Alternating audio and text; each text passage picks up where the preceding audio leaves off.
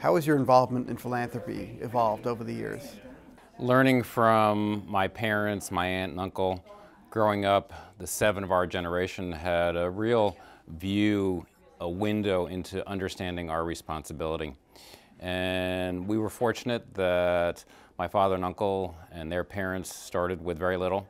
Were able, with some hard work, some discipline, some great ideas, to grow a business, which is today Loews Corporation.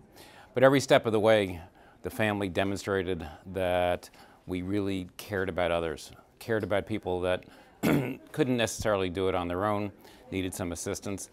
And it's really been an evolution of that thought, having a sense of responsibility, understanding commitment, and then working through the various organizations that are in place to assist those that need some help in the community. How do you decide which causes to get involved in, and then how do you maximize that opportunity?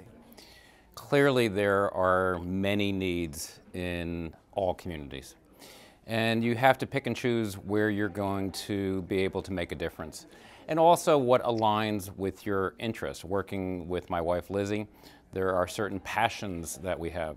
We're sitting here today at the Metropolitan Museum of Art, and through her work at the Costume Institute, one of the great assets that this museum has, she has demonstrated her desire to be involved and also to give.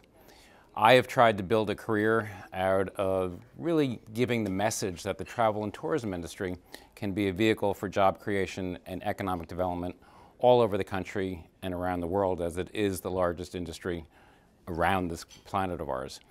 And when you combine those interests and how do you get the message out about helping others, it's become our passion.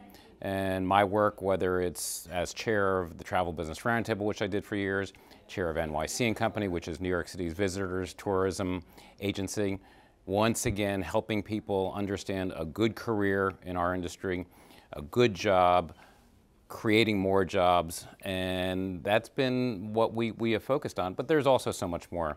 19 years on the board of my alma mater, Tufts University, where I was fortunate over the last couple of years to be involved in the creation of what is today called the Jonathan Tisch College of Citizenship and Public Service. We were educating the next generation of leaders about how you become an active and engaged citizen. We're fortunate in our family that everybody has this passion for understanding the needs, and because of that, hospitals, arts, education, so many needs are met because we truly care, and this was the environment that we were raised in. When you look at the next generation of philanthropists, are you optimistic? What gives me hope is that this next generation, the millennials, if you will, grew up differently than maybe the people in my era. We grew up thinking that the environment would stay in a cogent manner forever. We grew up thinking that gasoline would only cost 30 cents a gallon. We grew up thinking that there'd be fresh water for our lifetime and our children's lifetime. This generation is growing up knowing that there are challenges, and they start to deal with them at an early age. When you go to kindergarten classes or first grade or second grade classes and you see them doing events and working in the community already, that's what gives me hope. And because they, at an early age, are understanding the necessity to be an active and engaged citizen, when they go through college and then are out into the real world, so to speak, they want to make a difference because they know that there are challenges and they know that they're the hope for the future.